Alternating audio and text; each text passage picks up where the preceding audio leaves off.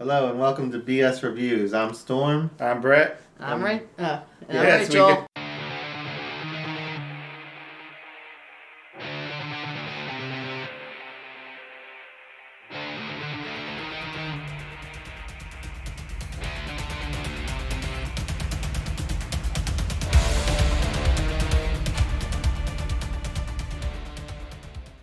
We got our friend Rachel here as a guest.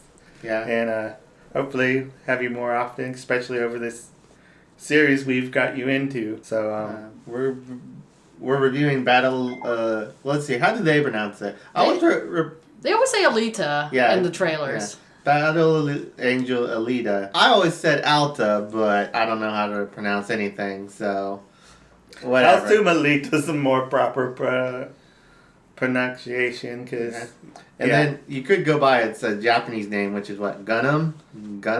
Yeah, it's weird. Yeah, it's like they're. But we're not going to talk about the Japanese. There's like 1990, the first time they started publishing it. I forget what time did it come over to the States. It came over relatively earlier because they actually did that old thing where there was comic volumes of it, like by chapter, in American comic size style. So it did come over really early, comparative wise, back before they just did. I don't know how many other series they did volumes. that with. They definitely didn't keep going with it. But no, it wasn't. I don't think it made enough money. But the manga's got translated into bookstore with all the other manga, and we've been reading those since high school. Yeah, since we're in high school, and that's been almost 15 years now. Early 2000s. Yep. And Rachel, we got you into this just this year? Last year. Yeah. It was last year because I picked it. It was when the first movie trailers came out. Because I just wanted to read it, know what I was going to get into with the movie. Yeah, when everybody freaked out about the eyes about a year ago.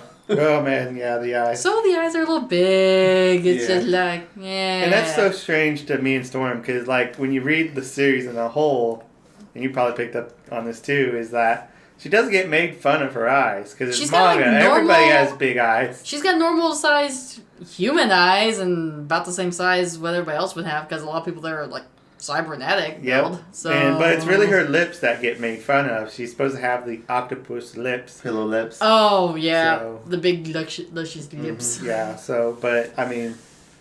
I get it. They were trying to get the anime aesthetic, shoved in there a bit. They didn't even do that with Ghost in the Shell. She still had normal human eyes in Ghost in the Shell live action. Yeah. There was no big weird eyes. Yeah, but Ghost in the Shell... But James Cameron's weird. I see that as one of those James Cameron goofy choices. You can kind of see he got away with it with Avatar because they're aliens.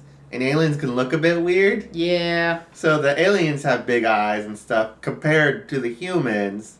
But they're aliens, so... And that's a easy sci-fi trick for, TV. Is just, give them big eyes. Yeah. Oh, aliens. We gotta make them look kind of weird and freaky and not so much humanoid. So, we should get to the point of what is Battle Angel about? Yeah. Well, we're doing this because I feel like everybody else who's, talked about Alta hasn't read Alta and only getting the impressions of the movie.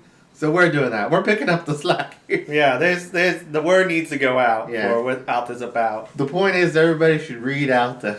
If you can find it. Because you can find it. It's everywhere. It's being reprinted by different companies. Yeah. It was done by Viz at first, but they lost the license and now Kodansha. But Kodansha's back publishing the old issues again. So even that one really hard to find volume, but back when Viz Media bid it and they made a limited run. What was it, 15 or something like that? That was hard. So, hold on. One of them's really rare and expensive. It's $150 just to get that one manga volume. But don't worry, you can either buy the omnibus, which there's a lot of those, and it's got 3 books per omnibus, and pick it up that way, or just wait for Kodansha to republish that one and you'll be good. Or you can just get it online with Bookwalker. And this is a long-going series. How many books are we up to? Okay, well, I think the first volume is 9 volumes? Yes. And then the other one's Last Order. It's another 7 at least. No, it's twice as long. It's 18. Okay. Yeah. And then he started Mars Chronicles, which is more, but that's still ongoing. And I think it's up to volume 5 or 6 at this point. Yep. And so, but we're not talking about those. No. We're going to focus on the first arc. Yeah, we're going to focus the Battle on Angel. just the Battle Angel Alita series originally. Especially the front half, which the movie covers. Which the movie looks like it's going to take the first 4 books and sandwich it all together. Cut a bunch of stuff, it looks like. But it's only a 2-hour movie, so... Well, less than 2 hours. Well, before we get to what our hopes on the movie is, Rachel, what was your... Me and Storm can go on about it, but what was your favorite thing about this series, especially the first arc? Well, I really enjoyed this. Since I really enjoyed Ghost in the Shell, it brought around that Ghost in the Shell vibe again, a more post-apocalyptic era, people having to be cybernized for various reasons. And I like how they portrayed that. I know there was like a lot of violence and gore and a lot of the time in the manga, but the pacing was really well done. And honestly, I've always been drawn to really strong female characters, being, well, a strong female myself, and Alita trying to figure out what's going on, where she came from, and like I said, very Ghost in the Shell vibe on how this all played out. And that's one of my favorite parts about the series as a whole is, like, there's a very cybernetic point to, like, transhumanism ideas running around there. And, like, yeah, it's nice to have, like, I just love Alta just because she is such a kick-ass fighter. Like, she is. She tries to be a kick-ass fighter, but at the same time, she has her little cutesy side too. Oh yeah, she tries to have like her little cutesy love interest, and she tries to still kind of. Well, do, like she tries, things. but like it never works out for her. Like comes down to, oh wait, I'm a warrior. Wait, I'm gonna kick this guy's butt. Gotta fight. But I still have a crush on this guy right here. Well, it kind of treats her right because, like, a lot of badass female characters, they're in like stories, especially with ones that aren't like the main focus. They're just there to be badass female characters, and you don't see like the rest of them when like they're just trying to live a normal life or like do laundry or like there's other. It's like some in movies you get away with it because you don't have to spend 2 hours with them, but in like a long running series, you got to pick up on the normal stuff about your badass female characters to like humanize them, and I think throughout the series they sprinkle enough of that in there. Like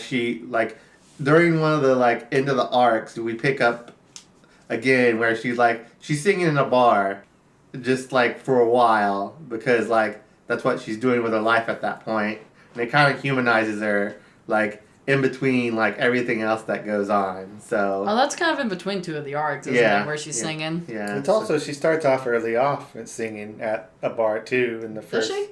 Yeah, she sings at the first bar, which. We can kind of crack Kansas. I think it is called Kansas. I think it is called Kansas. I know it has some easy name to pick up. Battle Angel Alita is definitely one of my another favorite thing. Takes place in the post-apocalypse. I guess it's an introduction if you have no idea of the series we're talking about.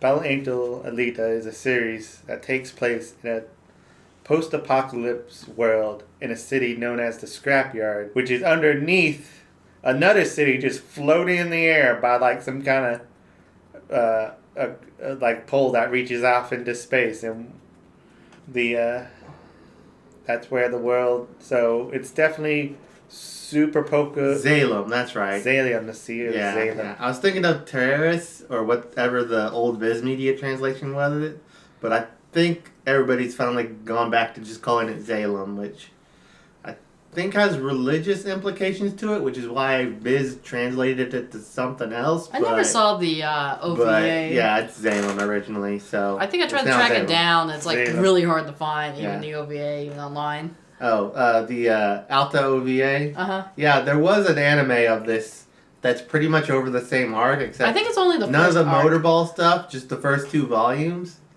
It's okay, but it is just the one OVA from the late 90s, and yeah, they're probably doing a service to Alta by cramming more of the action stuff into one movie. Otherwise, because if you just follow the manga straight through in movie form, it's probably a little slow.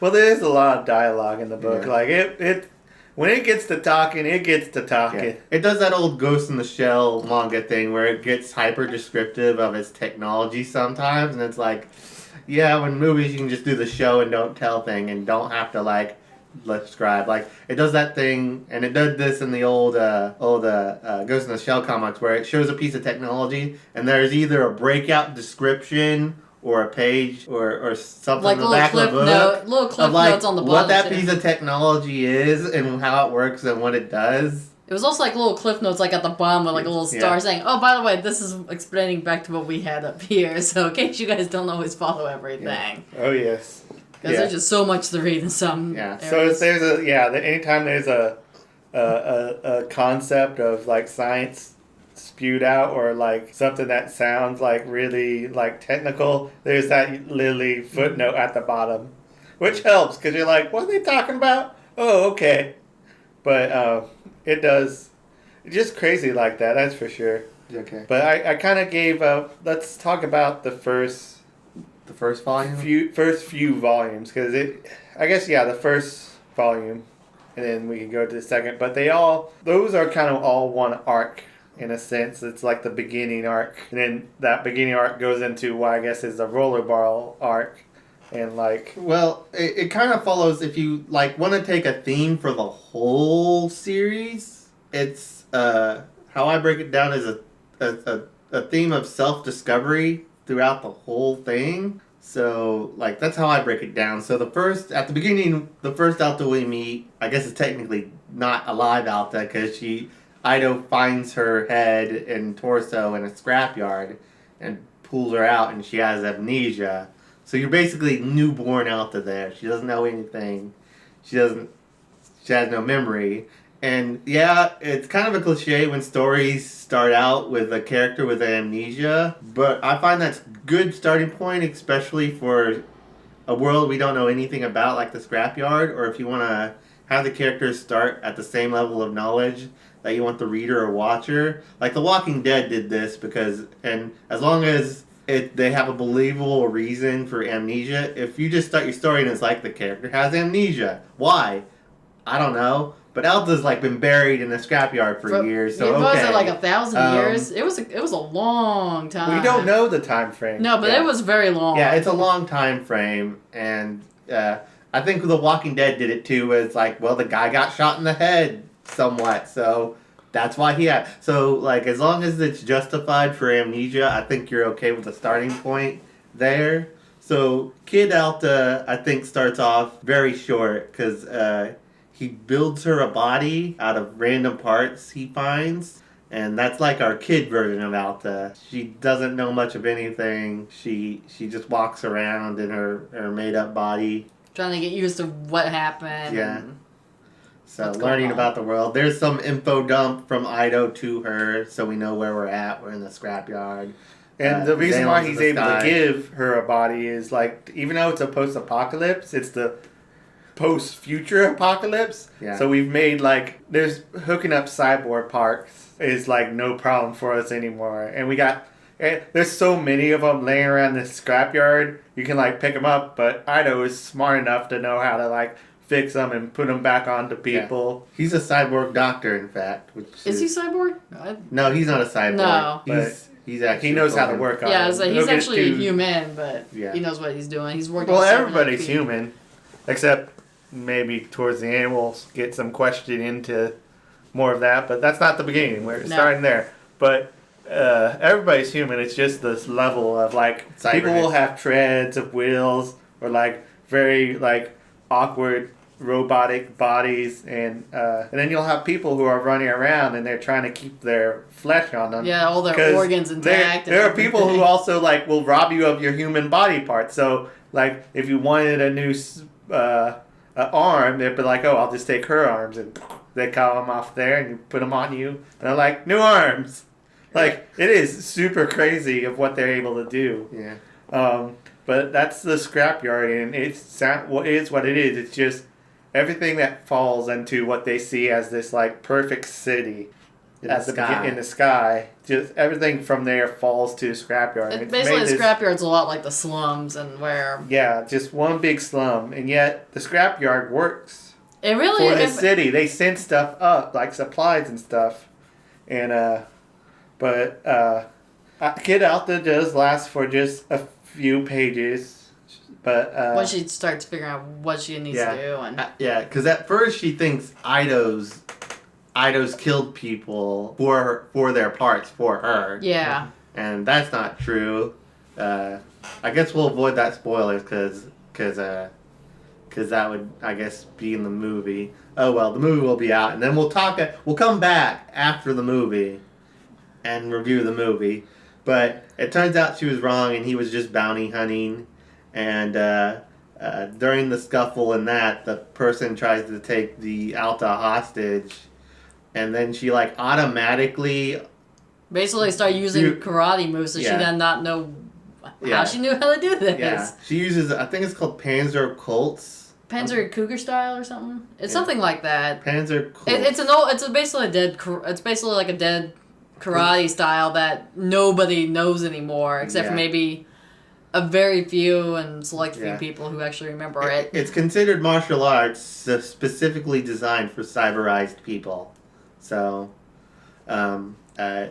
we figured that out, and she busts her body while doing that. Well, only a little bit. Only a little. She then wants to become a bounty hunter herself because there's no police. The Terra City or the factories which work for Salem, they don't have police. They just put bounties out on people, and then if you turn in their heads, you get the money.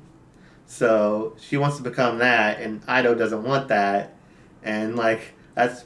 I think it's a very classic story of I'm doing this for you to protect you, but she's like, no, I want to protect you because you're the only person. Or I want to help you out here so you don't die. Cause I think the literal line she said to him during that is I'm not your dress up doll.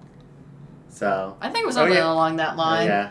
Yes, and it's part of the theming of she's discovering who she is. Yeah. So she goes from Kid Alta to teenage. I call it teenage Alta. Yeah, I say upper teenage Alta. Basically, high school Alta now. High school Alta. She's figured out a little bit more. She's getting a little bit rebellious. Getting some street cred. Instantly, she goes after the biggest bounty she can, which is this weird brain-eating guy in a huge robot body with these. They're in the trailer. He's got those weird shootout fingers that are saw blades, and she does take the body out and his eye, but her body gets trashed and she's dying. And then Ido runs across her and helps, saves her. The worm guy does get away and will be back. Yeah, he comes back, but he's not done. That guy's weird. He'll be back. Very. His thing is his worm body allows him to take over other cyborg bodies. Oh, yeah, that's right. He did take over other people. So he'll be back. He's she's gonna get in the movie. I imagine that happens the first 10 minutes because they're gonna bootstrap this thing. They better fast. make him look pretty cool in the movie. So, I hope so. We've only seen his silhouette in the scene where she's jumping through the saw blades. That's but right. Yeah, he does. He does look. He should look cool, especially when he takes over that second body. Oh yeah. The one with the actual blades. On the boarhead cod piece. The boarhead. That's why. That's my favorite bit about that. My favorite bit about this, all the weird cyborg shit, like the cylinder men in the factories. Oh, I love the cylinder men. And the tread stuff. I love the cylinder men. And the weird just cyborg people that are too poor to get good cyborg bodies. So they're all disproportioned and trash everything. Cyborg bodies. So. Or they're all disproportioned, they got a weird. Or they don't have no matching parts or anything. Yeah. And I haven't seen that in any other movie, but I think that's because they don't want to push it as a weird sci-fi movie to the public, because then they want to trick people who want to see it as a romance film. Oh, it's not romance.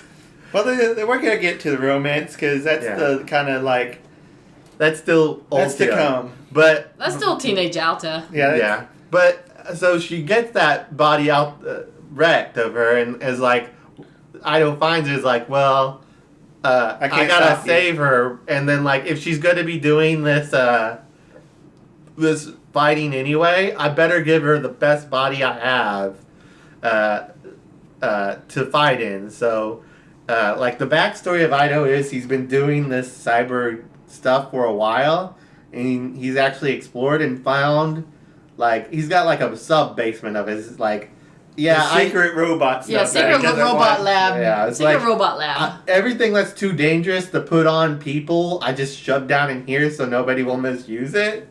So he found like a full body, like berserk. I think it's called the berserker. I think it's called suit. berserker Yeah. suit. That like sounds the about berserker right. suit, and he's like, I'm gonna put her in here. Because it's the best cyborg suit because it was used like during a war. Yeah, like an For, old like, war. He beautiful- doesn't. He doesn't. It's like he found it in a crashed spaceship, and he's like, there was a really old war with advanced cybernetic bodies, and this suit was still functional. And top of the line. And I'm gonna keep it just in case if I ever need it. Yeah. So he gives her that, and with that, she's able to use the full capability of like what's her, I guess, amnesia fighting style Yeah. because like her body still knows it, her brain knows it. Yeah. She's just confused with how she does it. And I think it describes it as like while she's doing it, she feels like she can remember everything. Like parts And then- of her past. Yeah. So as soon as she's done fighting, she like forgets again, which is why she wants to fight more. So it's a good motivation, I think.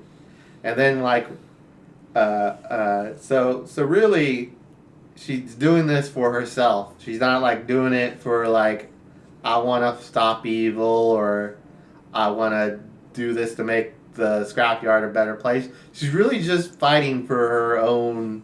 Well, like Ido Oh, tells okay. her like where he finds her eventually, and that's why she keeps fighting because, like you said, she can remember. She can remember her being a fighter, so she's fighting, searching for herself, and then when after she gets that body, she learns like that guy she was fighting like he's coming for her, and she's looking for him. Yeah. And they get conflict, and they start fighting, and that is a whole arc that will let you read. Yeah. And then that arc And finishes. that, and I think like most of that is probably the first half of the movie, if they do just do that straight up guy, and she gets more powers while she fights him because she learns. And it's some great combat Yeah. in the manga. When you read through it, you'll really see this guy can really ink. But so he some can really draw out fighting. those action scenes because the action scenes are really hard Yeah. to put on paper. I mean, you can see them when they're brought to life, but second they're on paper, it's like, Yeah, they're hard on paper, but the way he does it is just phenomenal. I mean, all of her And- expressions too. I mean, just bringing out her expressions. Because this is crazy. Yeah, her expressions too are great. But because she's able to have this like super body and she knows this secret martial arts, like she's able to shoot plasma from her fingers. And it's not because plasma is sci-fi fun. It's explained is what she's doing. Is she can superheat the air and control the magnetic field around her fingers to create this plasma and shoot it out in a direction. Not only is that cool, but to explain it of like, how could this actually work? If it could work, love it. Just absolutely because love a lot of other anime who have like explosions and stuff like that, just like Oh, yeah, it's they magic. just do it because it. It looks cool. it He's looks strong cool, enough now.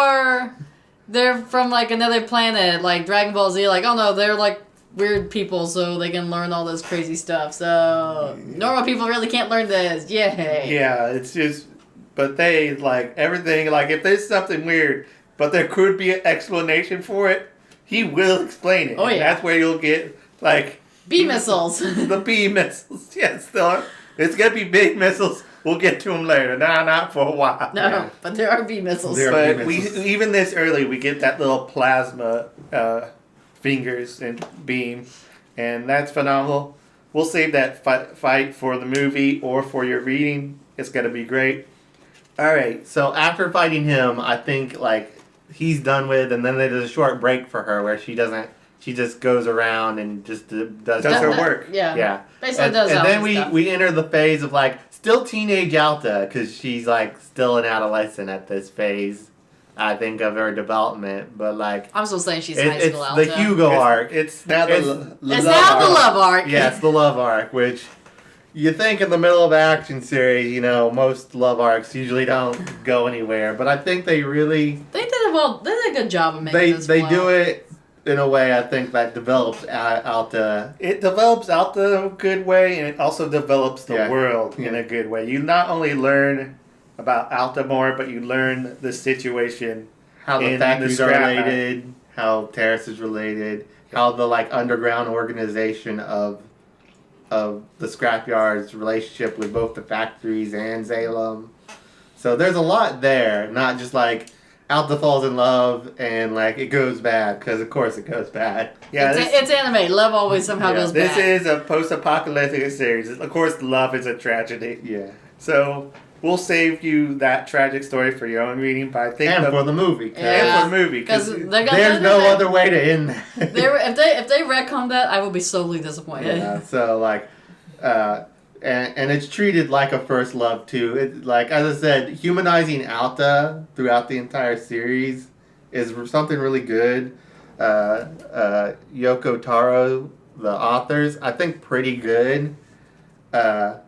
I don't think anywhere in the series you lose the idea that Alta is also a person and not just like a badass fighter. They always have her come back to humanoid. Like, they try to portray her more. And she try to get herself girly is. Sometimes she even comes into conflict with that, but as I said, that's later on in the series. Yeah. Focus on well, love. that's the part of you know, self-discovery is realizing how human you are regardless of how strong you get. This love arc goes over Hugo. Yeah. And his dream. Yeah. Him trying to achieve his dream. He wants to get out of the scrapyard and go to the floating city, get out of there. Yeah. She wants to go with him. Who wouldn't? Like, I know. Imagine that story of like, oh, you could be there. Like, that's even we tell ourselves that every day. Is like, yeah, that's the American dream. Yeah, that's the American. You can get out of the scrapyard and reach the floating city. Yeah. Which, I guess, it's not a big surprise. We already told you that this tragedy can't happen. No. This you post-apocalyptic, you know this is going to be a tragedy. And how that arc ends is just, it not only defines Alta more, but it's kind of like a wake-up call to her. Because she doesn't really, like, a lot of cheap artists, I think, would have stopped of, like, oh, she would have became disillusioned with him and like go off on her own, but she doesn't, and has to live through this tragedy. Mm-hmm. And that's when her adolescent phase, I don't want to say ends, but reaches a new point where we believe the movie may leave off here. It maybe not, but after we get over the love arc, which is pretty good reading, we now enter. I mean, it sets the stage. Her kill count goes way up. Her kill count goes way up in that series because like. When they're trying to earn money, she's just doing bounties left and right, and that's you gotta bring people's heads to the factory and turn them in to get it. So she's like, Alta's a little bit ruthless. So it's like throughout the entire series that some action series get around showing their main characters like killing people or implying they kill people. They but actually in doing it. Alta kills people left and right all the time. She's like, I do eventually. Maybe I'll get around to this when we review one of the books, but I'm going to try to get an estimated tally of how many people Alta's killed, or at least injured enough that they could die off screen. It's a lot. It's a lot. Especially there, because she's like, at one point, she's got a whole bag worth of heads she's turning into the factory to get like a mad stack of cats. And it's not just like maybe 5, there's like at least like 20. If Hugo can give this black market guy enough money, he can get them up to Salem. Yeah, they can get out of there. So yeah, there's that. So and talking about, that's another thing with Alta is the gore. Like it will shine. You will see some brains in this. Brains sploosh. Not just brains, but you'll see not like, the good sploosh, the bad red sploosh. It's not just brain, but it's just like a lot of organs coming out too, not just that brain coming out. Oh yeah. Especially with one of her Panzer Colts movies that like it causes a bunch of vibrations within a robot or a person. Kind of like so Fist they of just the North Star. explode. Yeah, Fist of the North It's basically very Fist of the North Star explosions. Yeah, so like she can do that kind of things and like slice people up with a sword or. It's not really a sword. It's like a giant knife. Giant dagger.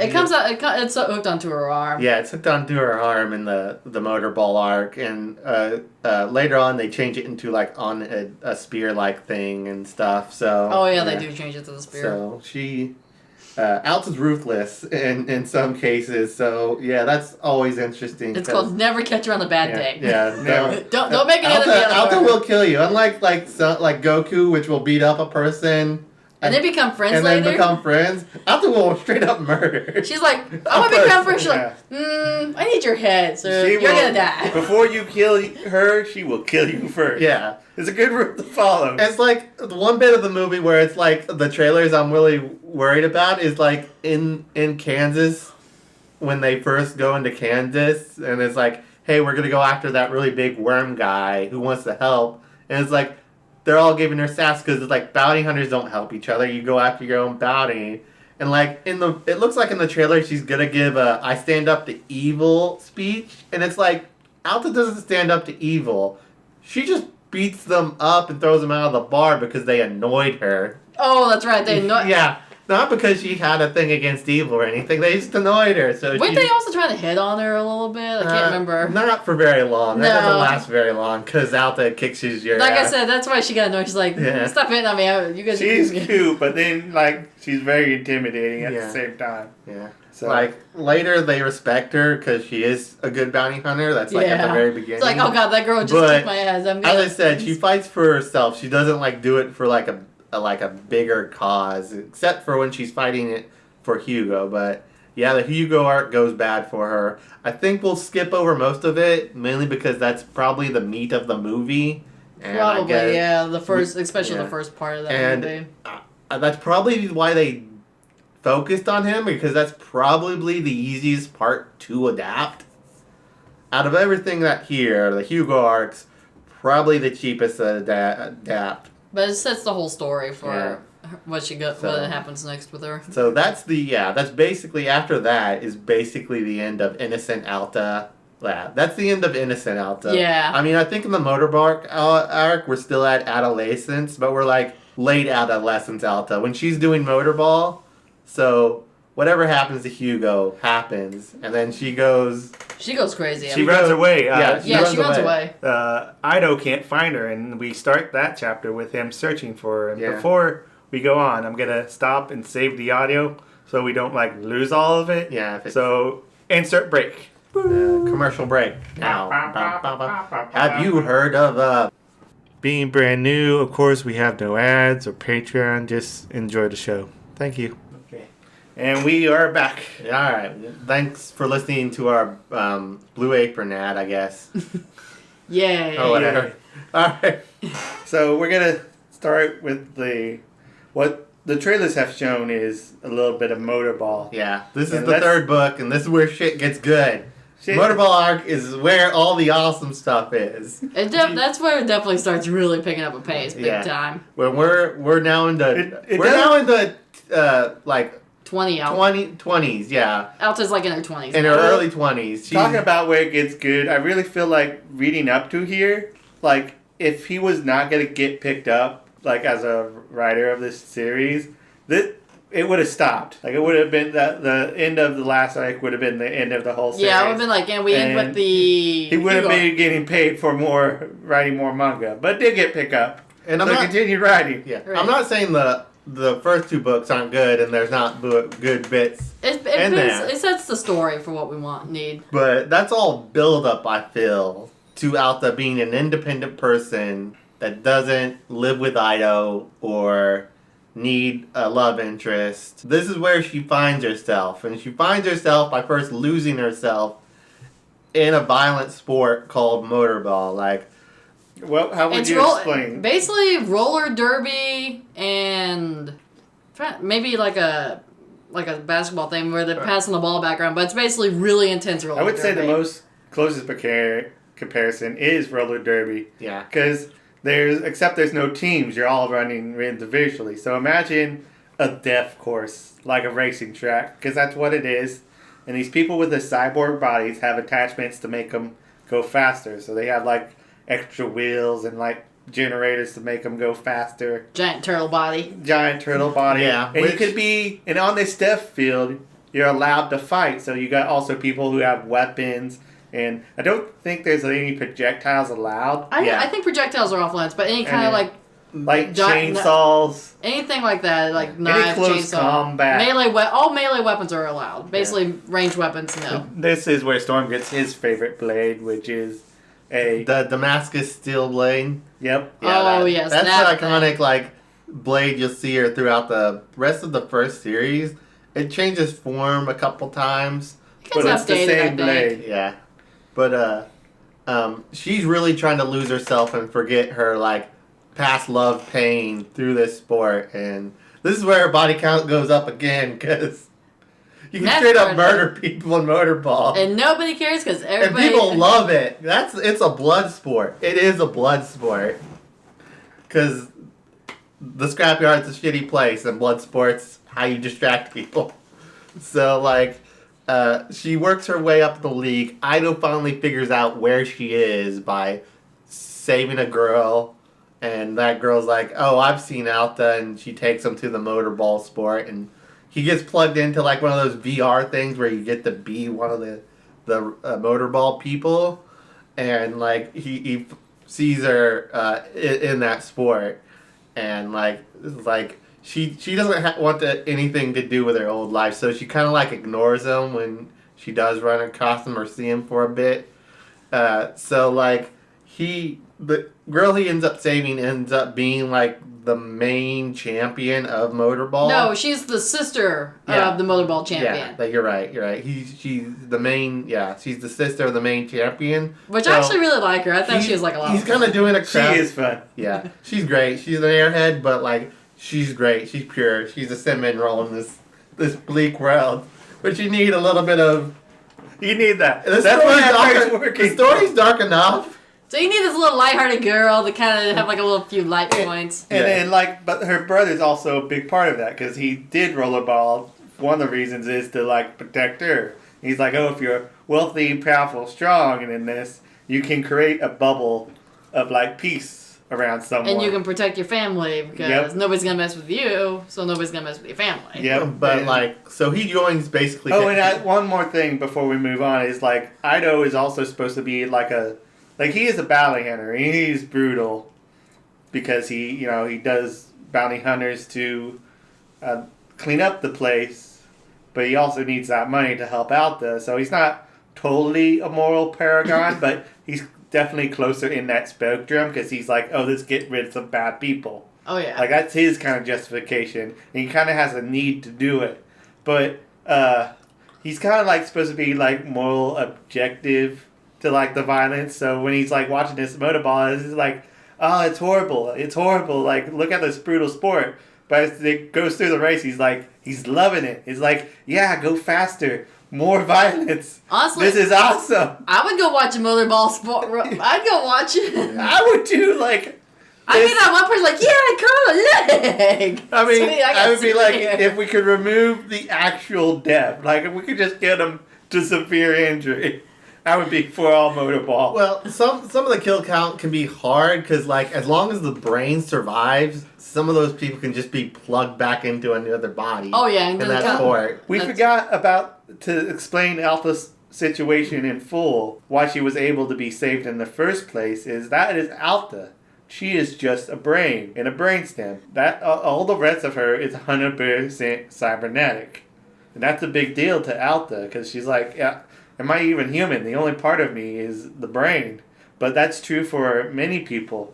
And the range is all over the place from 100% to where Alta is, where it's just the brain in the case. Yeah, like I said, very Ghost in the Shell, because that's how a lot of Ghost in the Shell people work. Oh, yes. Yeah. But unlike Ghost in the Shell, it's actually the meat brain and not the cyber brain. Yeah. Which is a whole nother difference. But it's very cool in both ways. I would take either way. Yeah. But the different story. But even him, someone who's supposed to be on the little bit of gooder side, it's watching the Coliseum. It's just you can't help yourself. You have to watch this action.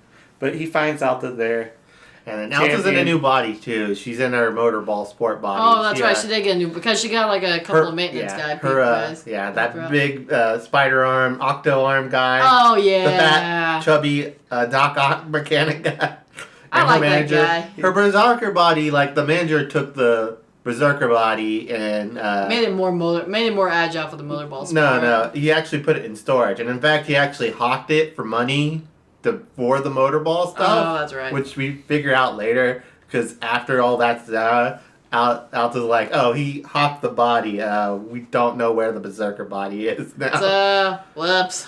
We didn't quite think that one through. But so she has the mechanic and her manager helping her with a motorball, and but Ido's like, I gotta get to Alta because he still cares for her. He found her, sees her as a daughter. Yeah, it's basically very daughter-like. Yeah. Very father-daughter relationship between them two, and so he's like, how do I get to her? She's just ignoring to me.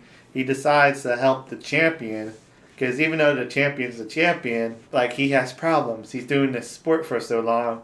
He's starting to break down, basically. He's starting to break down. He's having flatline attacks. And you're like, oh, he's just he's almost the same situation, 100% cyborg and just only the meat brain. Yeah, what's happening to him is flatline attacks, so his brain's just flatlining on him sometimes. So he's like dead for a bit before he'll gain consciousness again, and so... But they're trying to keep that on the download too. Yeah. But Dr. Ido being like a really good mechanic helps him out with it. But he's like, dude, even I can't fix this. Like, you're dying. Yeah. Yeah.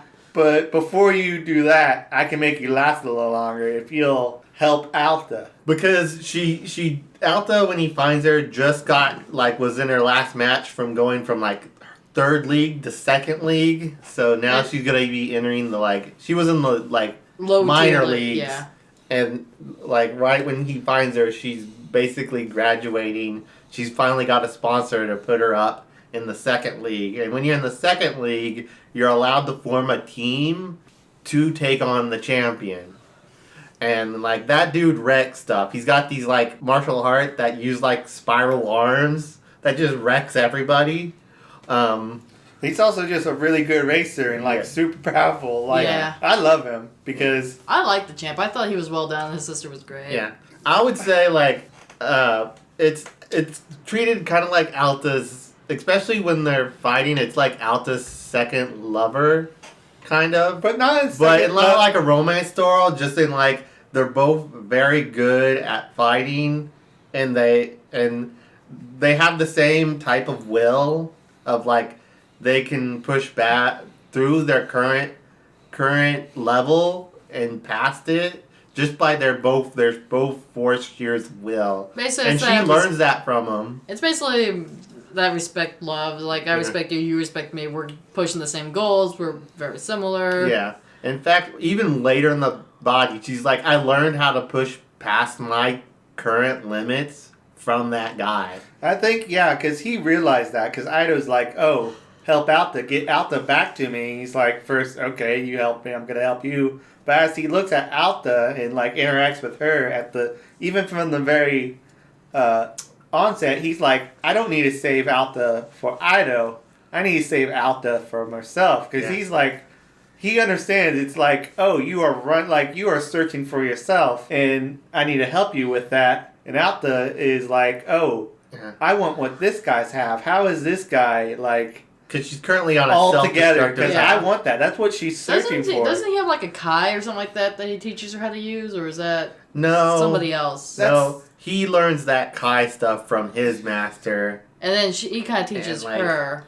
Well, no, she picks it up from him. That's right. Because he dies. Yeah. Yeah. So I think there was But before he dies, he wills himself into a full body to. He wills himself. He technically wins the motorball round. Technically. But he dies. But his force will is so strong that he pushes past death to win and defeat Alta, even though it doesn't kill her. But she realized, you do not need to exist. I do not running away to this motorball is not my thing. My thing is to fight. Yeah. And my thing is to find myself through that action of me just, being searching for that. And so, the motorball, I will say, is my favorite because there's so many extra characters we meet along the way. Yeah, there's more weird robots, giant slugbot guy. No, I think my favorite one was the giant turtle guy. Giant turtle guy. Giant turtle guy is my new favorite robot. Yeah, he's He's like just he's a tank. It's like he's never won a match because he's too slow. But nobody can kill him. But nobody can take him out because he's just a big turtle body. Yeah, he's too armored. He's too well armored. Yeah. And he's a nuisance and like the crowd hates him. Yeah. But like Alta takes him on her team because she's like, she needed a fifth member. It's like you, and you. Yeah. I guess you have Joe. You come up if with you Joe. stop bugging me, you.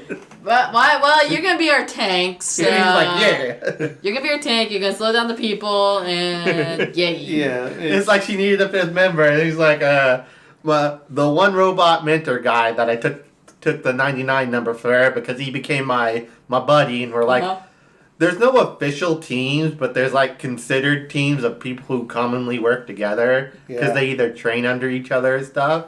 So in like, such a bloody sport, you do need that backup. You need a little bit. You of need that allies a little bit. But one of my favorite is the other female rollerballer. Yeah. She's this big, tall, awesome black chick. yeah. Oh, that's right. I almost forgot about She's that. just pure speed. No off. Like she doesn't use weapons. She's just like super fast and agile. So like she can get away from you, and like it's cool that she like gives Alta the motorball before they enter that like enclosed spiral loop.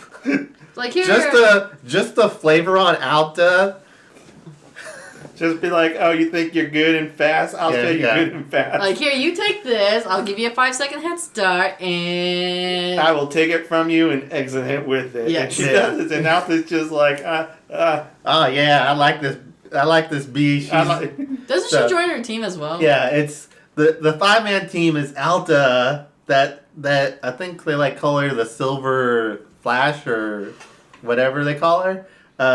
Her main mentor guy, or not mentor, but her teammate guy. The Razorblade evil guy that was in that match.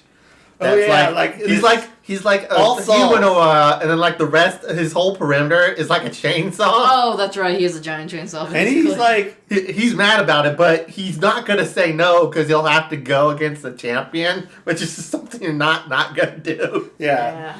And then And he's like brutally evil. Like he deliberately attacks opponents who don't have the ball just to kill them, because it's a blood sport, and like people are like, yeah, do it, and he'll put like hands on his head. Yeah. Of, like the like people. People put their chain like during the second race, like people put their arms out on the field, and he'll saw them off and put the arms on his like devil horns. And I'm it's like yeah, an honor, but it's horrible because post-apocalypse. yeah. Oh god, now I gotta get new Guess arms. who's gonna get robot arms? That dude. Yeah.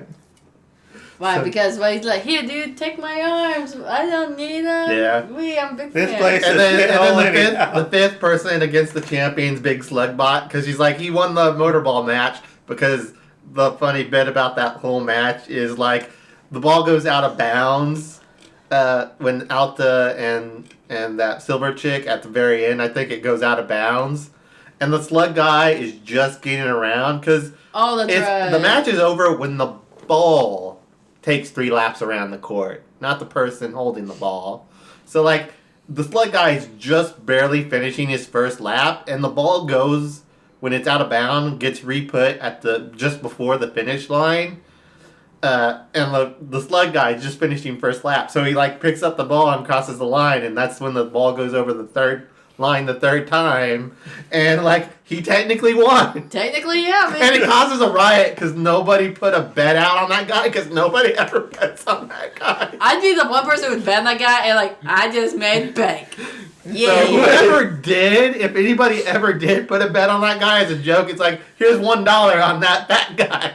The odds on that guy must be like stupid high. You're like, how much did you make? Because he's never won a match. And he's so hated. Like, Yeah. it's just like no one wants him to win. But yeah, so that causes like a full-on riot. It's amazing the place doesn't blow up after that.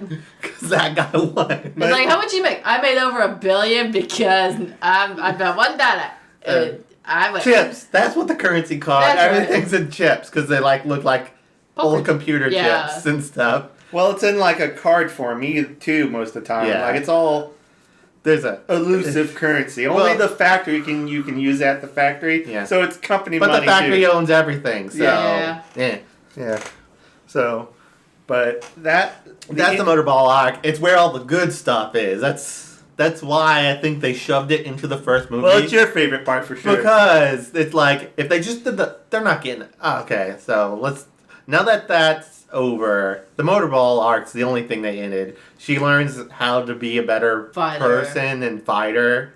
And realizes, I'm not a Motorball person. I'm not doing Motorball because I think her mentor, or I keep calling him her mentor, but her teammate, he's like, we all do Motorball because we love Motorball. You're doing And this we just love to the escape sport. it. You're doing Motorball because you're just escaping your problems, and you're really doing it for yourself, and that's not what makes a Motorball. Even that evil chainsaw guy's doing it for the crowd. Yeah. So he's more of a even the big slug guy is more of a Motorball person of you, because he's still doing it for the love of the sport, and you're just here. Yeah. You're trying Trying to to escape fight. you're trying to escape your problem. You lost your first love. You're trying Yeah. to escape. So, You don't know home who issues. you are. Yeah. So once she learns that from... And the champion knows that too. Like, Yeah. their mentor says that, but the champion's just like, dude, I want to go out, helping this chick discover who she might be, and like showing her what it is to do what you do. And that is just, the way that's written at the end is, mwah, I love it. Yeah, so that's when that went out to really graduates, from being like a person who doesn't know who she is to being like her own individual person. She's starting to figure out who But she on the is. search for it, Yeah. knowing that she's got to look for herself. Yeah. She's got to know herself. Yeah, there's a bit of a time jump after that. So Basically, that's she goes on a life journey. Yeah, so that's just the first 4 books, and that's a lot of talking. And that's just what the movie... I don't know how... I think this is a good spot to stop reviewing the books and have our expectations of the movie and what they're going to be, and then our guesstimate on how well it's going to do. And then the next episode, we can start reviewing what happens after that and get in more detail, because we don't have to worry about spoiling a movie. And then we'll review the movie itself when we come back after we see it, we got 13 days till that comes out. Yeah, it's so, coming up soon. Yeah, we'll probably see it that weekend and Yeah, then first record day. after that. Gotta drag our friend who's really afraid of animatronics, and she's like, no, but we're like, you're coming. We promise you drinks later. Yes. Yeah. So That should be fun for her. yeah. So I'll have you start, Brett. How's that movie trailers looking to you? Okay. It's looking pretty crazy, because there's aspects that I do see of the manga that's really great, and then there's parts where I'm like, oh no. Because I think anytime someone gets something adapted that they love, they're like, we know all of it. So we know everything that we're missing or hoping for too. Like, everybody's seen the trailer. If you haven't, pause it, pull up movie trailers, soak it in, and be like, okay, what do you know that I don't know? And I can say, like, so far, I haven't seen a lot of blood and gore. Nah. The Scrapyard looks too clean. Yeah. I can see where those 2 parts might be, being like, we don't have a big a budget as we like, so here's some spacing we can fix that with. Other worry is not enough crazy robots, but I can see some core tenets, but I'm like, is this gonna go bad where they get all the messaging wrong? Because that's my core concern is like, are they gonna tell the story of Alta, or is this the story of Alta and we're telling our own version of it, which would be, I think, bad, because we've all seen bad adaptations. Yeah. We haven't had a good run of anime/manga adaptations. And here's another one, so let's do this Rachel, again. anything that popped out for you? Honestly, I'm kind of in the same book as you. Not seeing a whole lot of gore. I will admit, the character designs actually, in my opinion, look really well done. So I'm hoping the actors and actresses portray their characters well. The costume designs, the rollerball outfit looked really good in the trailers. I thought they got her rollerball outfit down really well. Oh, yeah. Yeah, I think... And we see, there's one part where you can see the berserker body. Yeah, that's what I mean. She's Like, practice fighting in front of the mirror, which is like, oh, that looks good. Like, but probably not enough gore. These books do get very brutal very quickly once she starts going on a killing spree. Yeah. But once again, knowing what they've done in the past, not going 100% high hopes on this because we all know what happened with Dragon Ball Z. We all know what happened with Death Note and some of the others, but this one could be hopefully the turning point of maybe.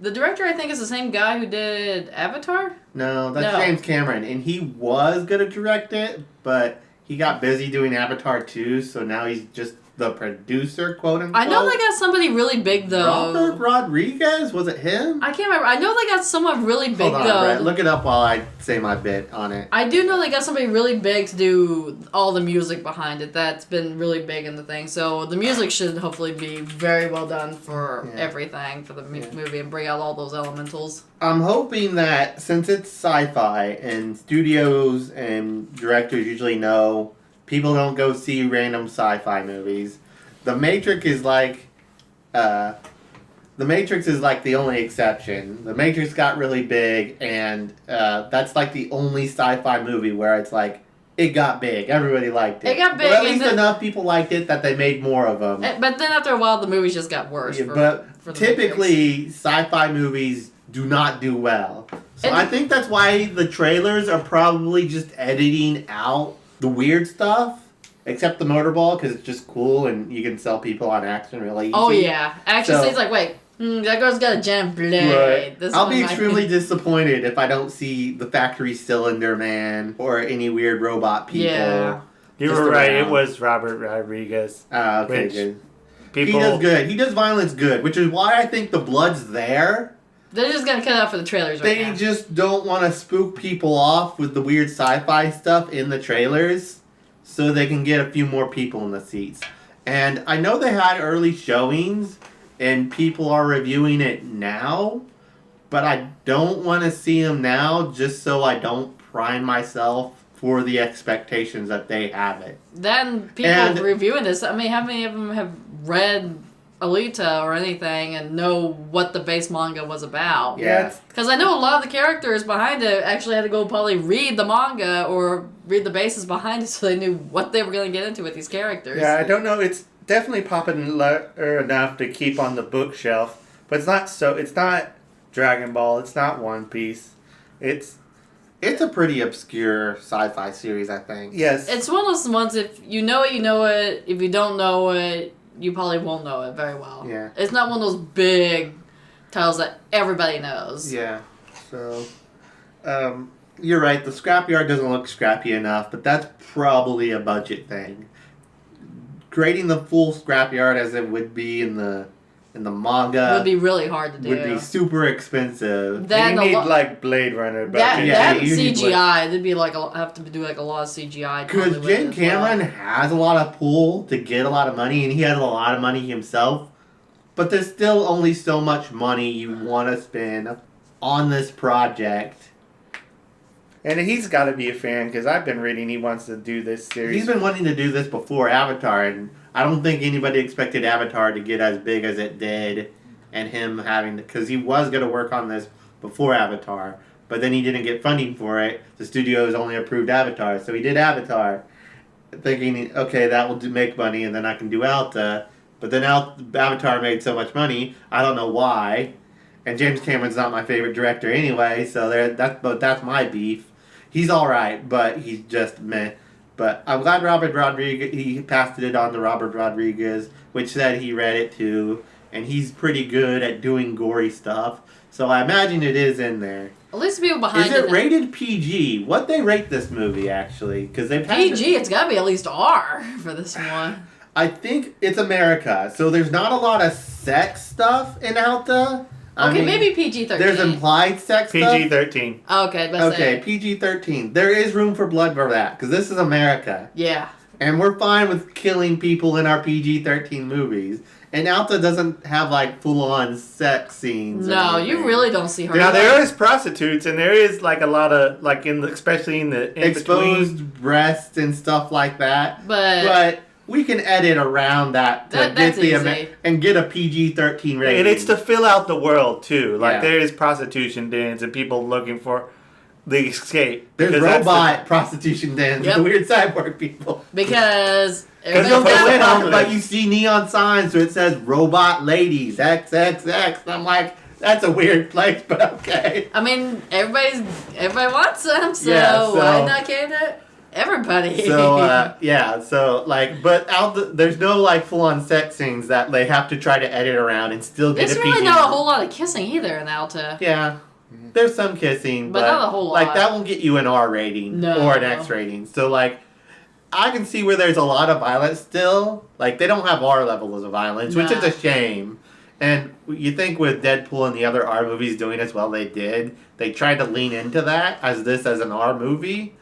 But then again, this is America and you can get away with especially since a lot of people are cyborgs in this universe, you can get away with a lot of violence. But And- robot violence. And Yeah, robot robot violence violence. and still land in that PG area. So I'm not worried about that with their like it's PG-13. Where's all the blood? It's America. There's plenty of PG-13 movies that have plenty of blood in Oh, it. yeah. Would I like do I think it deserves R levels, Evil Dead levels of blood? Yes, I think there's enough of that in here. You could still do that, but yeah. I think they're just trying to I get think we're just tempering our hopes, realizing. So I think best case scenario, this just does well enough that some anime studio goes, people want Alta, let's animate Alta. Or let's do more of the arcs, because my favorite arc is later on in the book. Yeah. Well, the rollerball arc's my second favorite. My favorite arc is later on down the arc, where she's The in a big scene- tournament. yeah. The big tournament arc. The zenith of all things, I think it's called. Yeah, the Zenith tournament. So, but that's in space, and we don't get there till Last Later, Order, yeah. which is the second series of books. But that's my favorite. So don't worry about it. We'll get there in like episode what's- 8 or something. You gave us best case. What's the worst case? Worst case scenario, this movie bombs and makes no money. I will honestly. And we don't No, get any but more Alta stuff. what would break your heart? Like, If they did like a weird Hugo Lives thing and like it's a romance story instead of Alta's journey of self-discovery. how about you, Rachel? What's your Honestly- best case and worst case? Best case is, I'm gonna have to agree with Stormwell about this one. It does really well. We get more of the arcs going. Alta, we see her grow up. We finally we get to my favorite arc, which of course goes to the Last Order. The worst case is they retcon it and make it like Dragon Ball Z. Please do I not. saw that. Please do not make it Yes, there's Dragon so Ball many Evolution. changes that doesn't even resemble the source material. Please do not do this. But what I've seen from the trailers, it looks a lot better than Dragon Ball Evolution. Yeah, That should never. That should just be found and burned and never be seen by anybody. Yeah. I only watched part of that on TV and called it quits. I couldn't get past any of it. I think I guess I'm setting myself pretty low, so I'm expecting the worst. But my expectations is like the best we come out is that it's half decent. It's focused on more romance, but still tragedy.